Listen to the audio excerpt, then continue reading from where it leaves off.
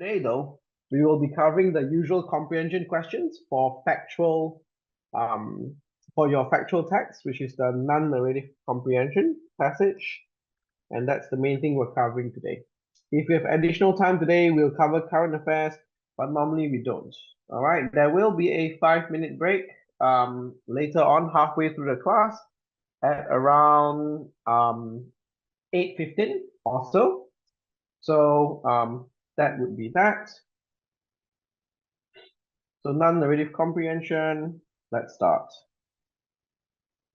All right, so we know that the non-narrative section C part, right? The questions that they ask you are related to the factual text that they give you in the first place.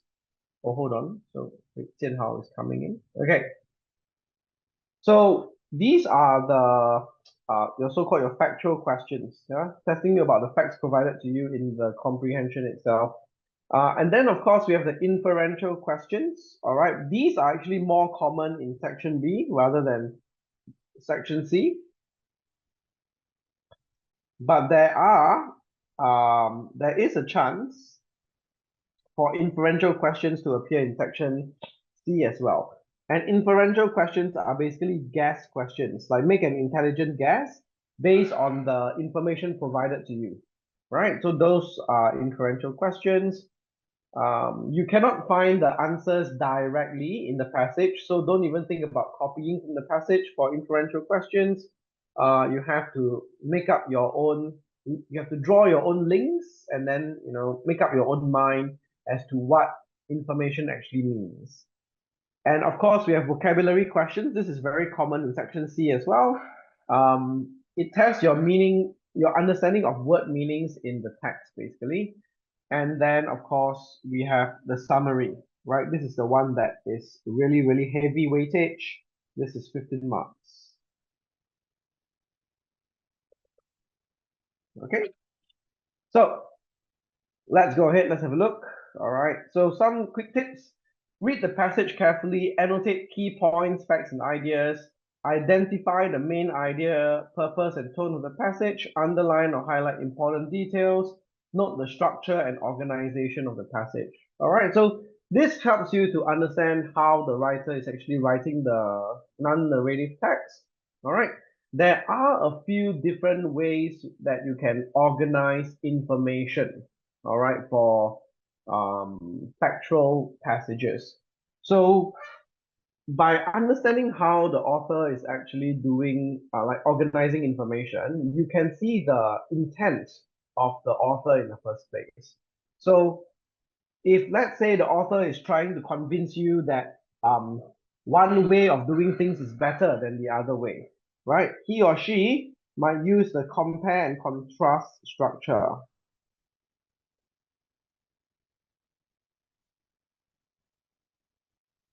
Compare and contrast structure. So compare means what? Compare means what is similar. Contrast means what is different. All right, to help you gauge between two or more things, which one is better, which one is worse. All right, so that's a potential structure. An author can also use a cause and effect structure.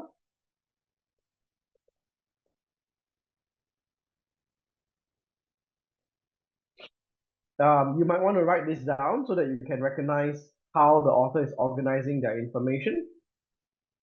So cause and effect structure is very useful to explain why something happens, to introduce you to the logic of, the chain of events, if it's a long chain of events. For example, an underwater earthquake, right, leads to stronger vibrations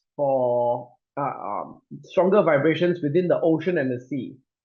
And this leads to waves traveling faster. And waves traveling faster build on each other, and they finally form a very high tide. We call that a tsunami. And then when the tsunami crashes into coastal areas, coastal towns, coastal villages, it causes widespread destruction, right? Especially if the coastal town or village has electric poles that are above um, that are exposed to the weather. And when these poles are actually knocked down, the area loses power, right? Loses access to power. So losing access to power um, will mean that your phone towers will go down as well. So you can't use your handphones to call or to text. And there will be no internet coverage as well because won't be any 4G or 3G or 5G simply because it's not broadcasting the signal anymore. And then apart from that, lots of damage to property, lots of damage to cars. Cars can actually be carried off by the waves of a tsunami, so and so forth. And some people might drown, right, if they are not warned early enough.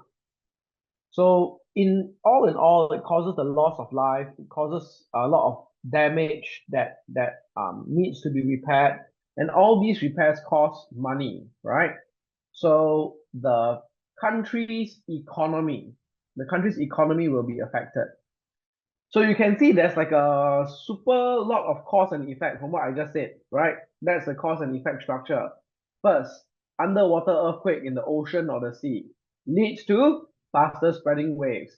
Spreading waves build upon each other, becomes a tsunami. Tsunami crashes into a country's coast, right? Destroys stuff, causes human life loss, widespread damage. Country suffers economically because they have to repair that damage, right? And the money comes from the government. Who's going to pay, right, for everything? The government pays for it. Who's going to pay the government? So what does that mean? That means everyone's taxes might have to go up because that's what we are doing, right? Whenever we are taxed, the money goes to the government. Maybe everyone's taxes go up in order to pay for the damage, so and so forth. So it's like a cause and effect, right? This causes this, right? And then this new thing causes something else. Then this new thing causes something else, causes something else, causes something else, causes something else. This is called the cause and effect structure. Okay. Um, and then we also have the order and sequence, the order and sequence structure.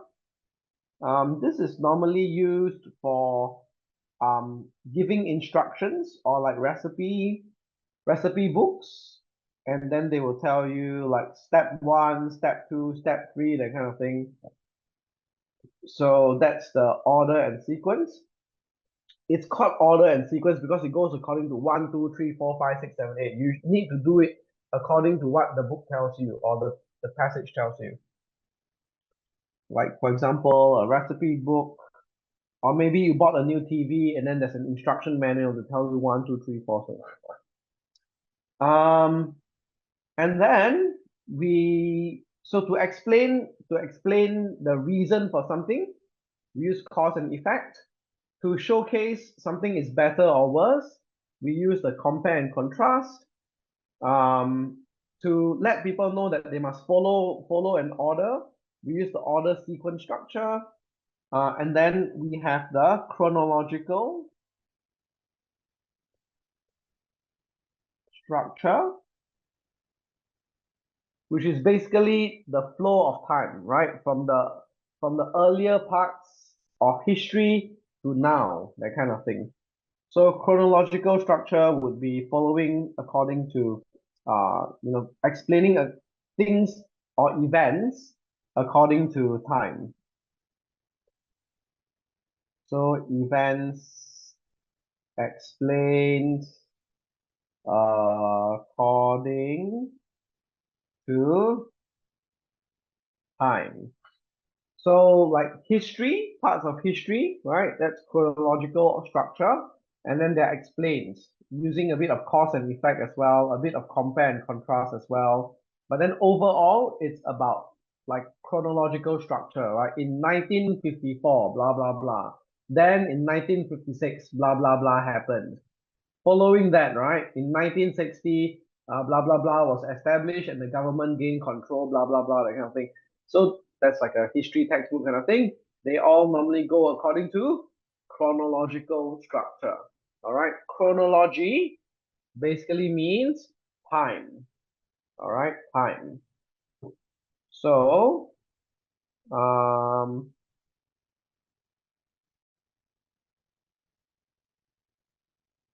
And then lastly, okay, we have what was the other one? Time order, sequence order, um oh, and then we have the elaboration structure. All right, so we can call it the peel structure.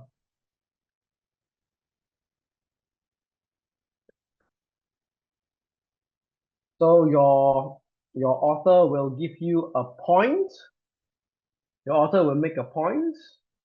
Let me use a different color, maybe purple. Your author will make a point, point, and then your author will explain the point.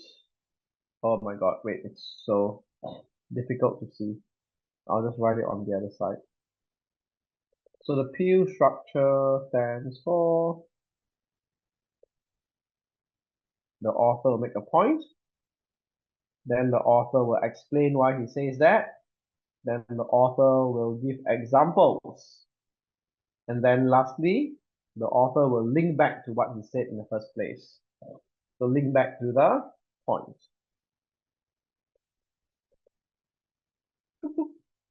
All right, so that's the peel structure.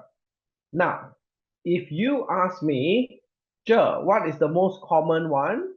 Okay, out of all these structures, there is no most common one. It depends on what the purpose of the written text is. Am I trying to persuade someone? Am I just trying to give someone instructions? Am I telling someone about the past? Am I, just trying to explain as best as I can? So I use the peel structure. Okay. So in fact, the answer is most authors use a combination of these different structures over here in order to write out what they mean or what they hope to achieve. So by combining these different structures, the authors can have different purposes for each different paragraph. Okay, but by understanding how information is organized within these five structures here, you can actually gain like a better appreciation for each paragraph and like what the author is trying to do when the author gives you information. All right, so this is what I mean when they say the structure and organization of the passage. All right, they actually mean how is the information organized in these five structures. Okay. Uh, if you want to come back and have a look at this again, right? This all my lessons are recorded. They are uploaded onto 88 Fusion. So Uzair, if you still want to come back and have a look again, you can directly just go onto 88 Fusion and have a read. Have a look again. Okay. Yeah, sure. Okay. So let's move on.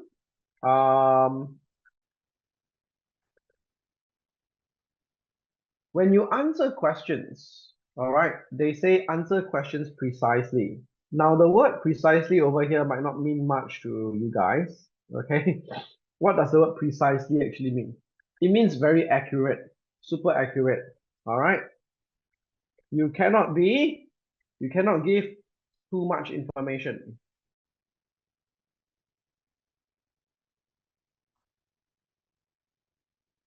out of the scope of the question. If you do that, the teacher gives you a cross under the marking scheme of access denied. Okay, access denied, EXCESS DENIED, access denied. You have written too much, and that shows the teacher that you don't know where the answer is because you're just trying to write everything in the hopes, right, that you get it correct. So you're just trying to put in as much as you can. That does not work. You get the whole question wrong. That's called access denied. Okay? Writing insufficient